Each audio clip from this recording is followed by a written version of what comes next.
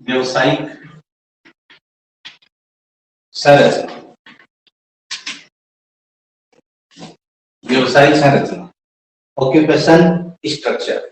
व्यवसायिक संरचना, व्यवसायिक संरचना में क्या होता है, लास्ट टॉपिक इस पार्ट का, और थोड़ा समझे इसको।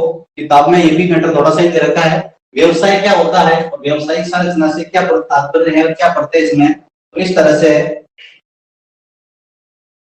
देखो, किसी निश्चित कार्य के अंतर्गत, क्योंकि जो व्यवसाय है, व्यवसाय में व्यक्ति किसी न किसी कार्य से जुड़ा होता है। यहाँ पर लैंग्वेज के रूप में लिखे किसी निश्चित कार्य के अंतर्गत, किसी निश्चित कार्य के अंतर्गत जुड़ी हुई, किसी निश्चित कार्य के अंतर्गत जुड़ी हुई सक्रिय जनसंख्या के अनुपातिक वितरण। सक्रिय जनसंख्या के अनुपातिक वितरण को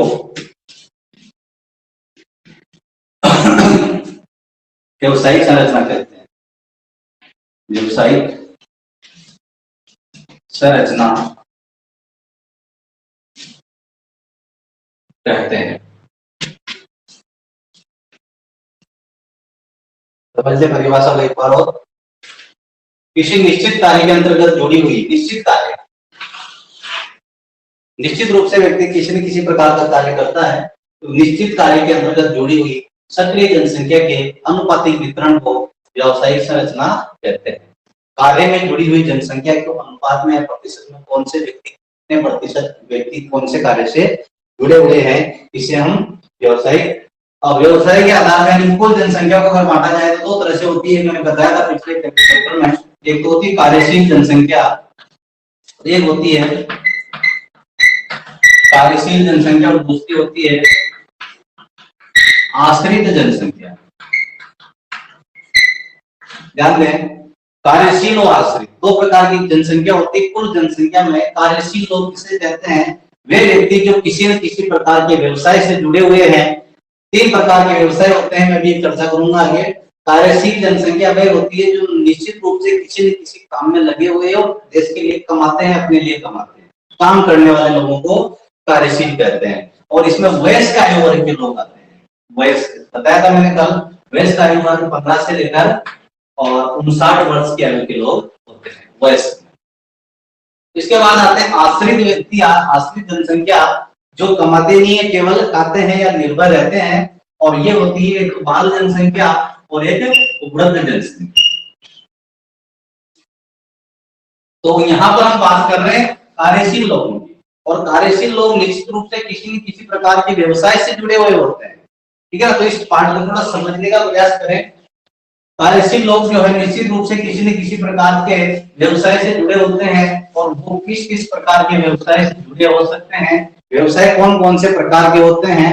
हालांकि एक एक व्यवसाय का पूरा पूरा पाठ है आपके आगे। व्यवसाय तीन तरह के होते हैं, व्यवसाय तीन प्रकार के होते हैं मुख्यतः व्यवसाय। हालांकि आपके सिलेबस में 5 प्रकार के दे रखे हैं, लेकिन मुख्यतः 3 प्रकार के होते हैं। पहला है प्राथमिक व्यवसाय, प्राथमिक व्यवसाय, दूसरा है द्वितीयक व्यवसाय, और तीसरा है तृतीयक व्यवसाय। तृतीयक व्यवसाय तो निश्चित रूप से जो कार्यशील लोग हैं, जो काम करने वाले, जो व्यवसाय करने वाले लोग हैं, निश्चित रूप से इन 3 व्यवसायों में जुड़े हुए हैं। चतुर्थक और पंचमक व्यवसाय भी होता है, लेकिन वो तृतीयक से अलग किया हुआ है, इसलिए हम 3 ही मान लेंगे फिलहाल। प्राथमिक व्यवसाय में, जो कि प्राथमिक व्यवसाय में जो गतिविधियां होती है वो कृषि होती है, पशुपालन होता है, मत्स्य पालन होता है, लकड़ी काटना, मत्स्य पालन करना, वनोत्पाद इकट्ठा करना, जंगली कंदमूल फल इकट्ठा करना, पशु पालना, ये सब किसमें आता है, प्राथमिक। द्वितीय व्यवसाय में उद्योग से संबंधित कार्य आते हैं, विनिर्माण से संबंधित कार्य आते हैं, और जो प्राथमिक से कच्चा माल प्राप्त होता है उसको पुनर्निर्माण करना, विनिर्माण करना, इसमें आता है। और तृतीयक में आता है सेवा, इसमें आता है उद्योग, और इसमें आता है सेवा, यानी कि नौकरियां परिवहन और व्यापार। तो इस प्रकार से 3 प्रकार के व्यवसाय होते हैं। व्यावसायिक संरचना हम इस पार्ट में क्यों पढ़ रहे हैं, इस पढ़ने का मतलब क्या है, इसका क्या महत्व है, ध्यान दें। इस पार्ट में, इस चैप्टर को, इस टॉपिक को पढ़ने से क्या महत्व है, तो क्यों पढ़ा जाता है व्यावसायिक संरचना, क्योंकि वहां जनसंख्या की जब जनगणना पता कर लिया जाता है कि व्यक्ति किस प्रकार का काम करता है। कृषि कार्य करता है तो किसमें शामिल किया जाता है, उसको प्राथमिक। उद्योग में काम करता है तो किसमें शामिल करते हैं, उसको द्वितीय।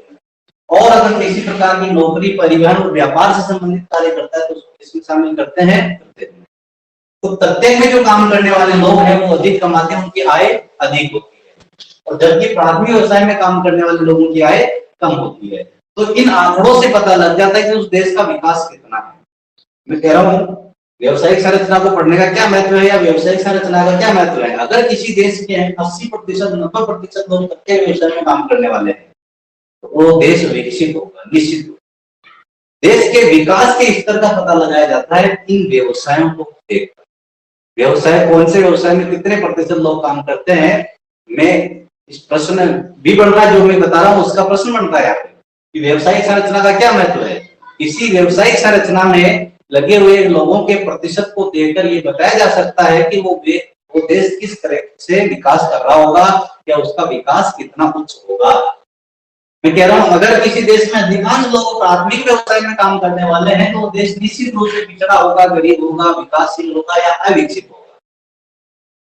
जबकि किसी देश में द्वितीय और तृतीय में काम करने वाले ज्यादा लोग हैं तो वो देश विकसित होगा।